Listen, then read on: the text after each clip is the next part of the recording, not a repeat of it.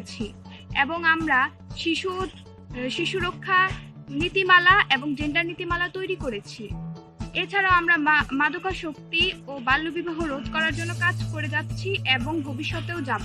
আমি British council ও বাংলাদেশ সরকারের P4D প্রকল্পের আওতায় নাটোর পুরসভার বিভিন্ন ওয়ার্ডে তথ্য অধিকার আইন নিয়ে গণসচেতনতা বৃদ্ধির লক্ষ্যে বিভিন্নভাবে কাজ করেছি। ভবিষ্যতে এই কর্মসূচি নিয়ে আমার ব্যাপক পরিকল্পনা আছে।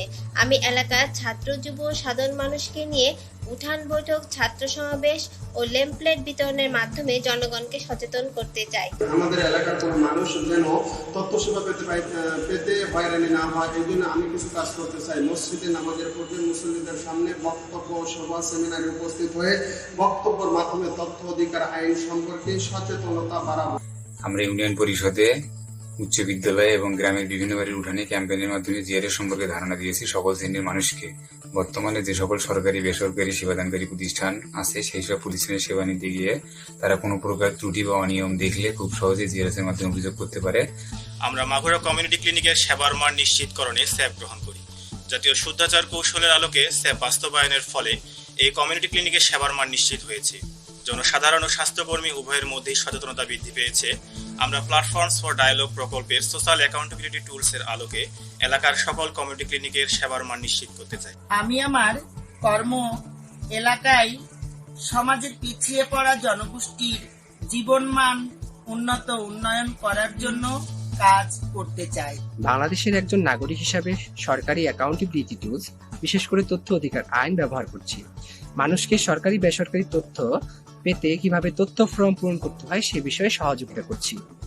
আমি আমার সমাজকে তথা আমার বাংলাদেশকে জবাবদিহিতা, স্বচ্ছতা ও দুর্নীতিমুক্ত চর্চা দেখতে চাই। আমরা জনগণকে অভিযোগ প্রতিকার ব্যবস্থা কি সে সম্পর্কে অব্যাহত করেছি, জানিয়েছি এবং বিভিন্ন সরকারি বেসরকারি প্রতিষ্ঠানে এই কিভাবে তারা সেবাগুলো পাবে সেটা সম্পর্কে আমরা তাদেরকে জানিয়েছি এবং অনেক সময় তাদের সাথে থেকে আমরা বাস্তবায়িত করেছি। অত্র এলাকায় দুর্নীতি, বাল্যবিবাহ, সন্ত্রাসী কর্মকাণ্ড যেন না হয় এজন্য আমি কিছু কার্যক্রম পরিচালনায় আগ্রহী। এজন্য রাস্তার বিভিন্ন মোড়ে 106-333-109-999 নম্বরে কল করার সাইনবোর্ড, ফেস্টুন, ব্যানার স্থাপনের উদ্যোগ গ্রহণ সহ সবার কাছে তথ্য পৌঁছে দিতে গ্রামীণ দল গঠন করা ও হাটে বাজারে পথনাটক ও বিভিন্ন স্কুল কলেজে সভা সেমিনার করার উদ্যোগ গ্রহণ করেছি। আমার সিটিজেন চার্টার সম্পর্কে স্পষ্ট ধারণা ছিল না। প্ল্যাটফর্মস ফর ডায়ালগ P4D এর মাধ্যমে জানতে পেরেছি এবং গ্রামীণ মানুষকে সিটিজেন চার্টার সম্পর্কে জানাচ্ছি। সিটিজেন চার্টার পড়ি, নাগরিক অধিকার আদায় করি, এই স্লোগানের মাধ্যমে জনসাধারণকে অধিকার আদায়ে উদ্বুদ্ধ করব। আমি আমার এলাকার সবার জন্য শিক্ষা নিশ্চিত করতে চাই। এই নিয়ে আমার কিছু পরিকল্পনা আছে, যেমন 1. শিক্ষার গুরুত্ব সম্পর্কে অভিভাবকদের সচেতন করা। 2. স্কুল ম্যানেজমেন্ট কমিটিদের সাথে মত বিনিময় করা। 3. আমাদের গ্রামের জড়িয়ে পড়া ছাত্রছাত্রীদের তালিকা তৈরি করে স্কুলে প্রদান করা। আমি মাদক মুক্ত সমাজ করতে চাই। সেজন্য আমার উদ্যোগ হচ্ছে এলাকার গণ্যমান্য ব্যক্তিবর্গ, ওয়ার্ড প্রতিনিধি, চেয়ারম্যানের সাথে মত বিনিময়, এলাকার তরুণদের একত্রিত করে খেলাধুলায় মনোনিবেশ করা, যাতে এলাকার তরুণরা মাদকে জড়িয়ে না পড়ে। আমি বাল্যবিবাহ মুক্ত এমন একটি সমাজ দেখতে চাই যেখানে ছেলেমেয়েরা পাবে তাদের মত প্রকাশের পরিবেশ।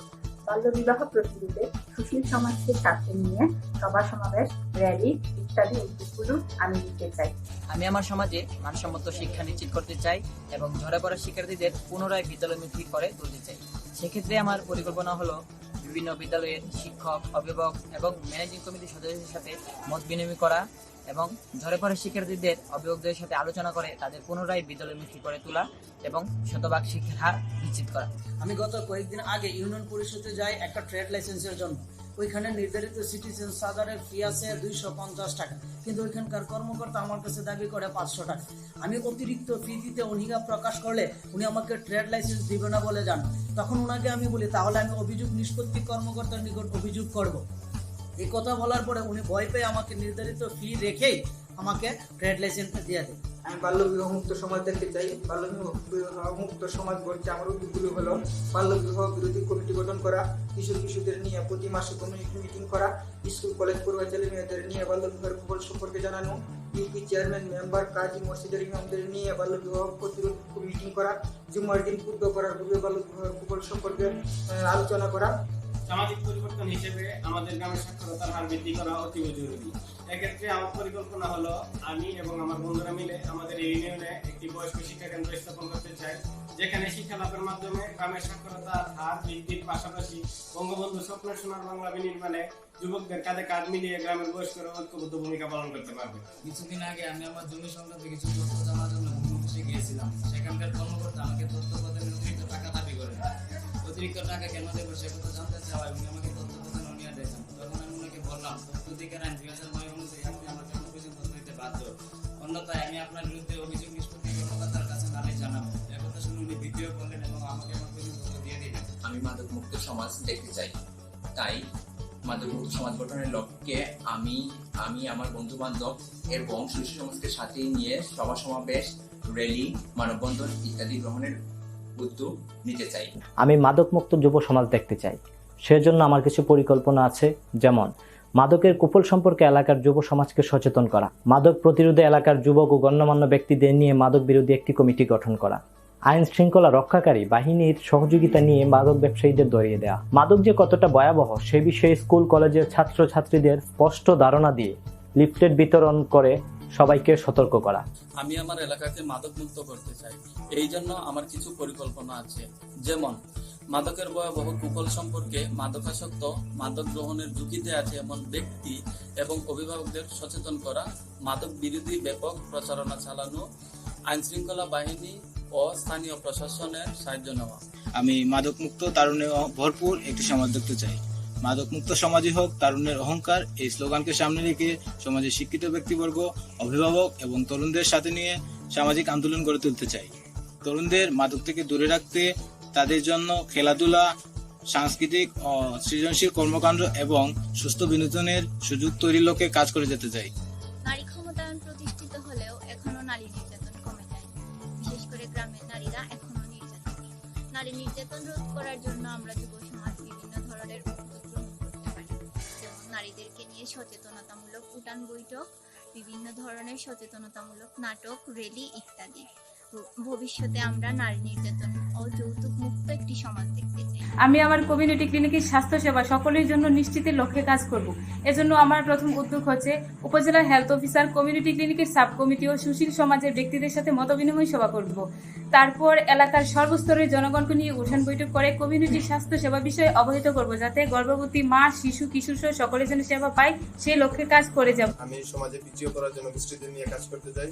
চা বাগান অধিষ্ঠিত এই শ্রীমঙ্গলে রয়েছে অনেক নৃতাত্ত্বিক জনগোষ্ঠী, আমি তাদের মধ্যে তাদের অধিকার ও শিক্ষার আলো ছড়িয়ে দিতে চাই। আমি শিশুশ্রম মুক্ত সমাজ দেখতে চাই, সেজন্য আমার কিছু উদ্যোগ রয়েছে, যেমন শিশুশ্রমের ক্ষতিকর দিকগুলো নিয়ে অভিভাবকদের সাথে মতবিনিময় সভা, শিশুশ্রম আইন সম্পর্কে অবহিত করা, শিশুশ্রমে নিরুৎসাহিত করা, শিশুশ্রম বন্ধে সমাজের নেতৃত্বস্থানীয়দের সাথে পরামর্শ করা। আমাদের সুলকাবাদ ইউনিয়ন পরিষদে সিটিজেন চার্টারের যে ফিস উল্লেখ ছিল তার চেয়ে বেশি রাখা হতো। পরে আমি ভুক্তভোগী খাদিজাকে সাথে নিয়ে ইউনিয়ন পরিষদের চেয়ারম্যান, সচিব, উদ্যোক্তার সাথে এই বিষয়ে কথা বলি। ওনারা বিভিন্ন খরচাপাতির কথা বলেন। আমি বললাম সিটিজেন চার্টারের যে ফিস উল্লেখ আছে সেটাই নিতে হবে। পরে ওনারা ওই ফিস অনুযায়ী জন্ম নিবন্ধন করতে বাধ্য হন, আর আমাদের কাছে প্রতিশ্রুতি দিয়েছেন এখন থেকে নির্ধারিত ফিসের চাইতে আর বেশি ফিস রাখবেন না।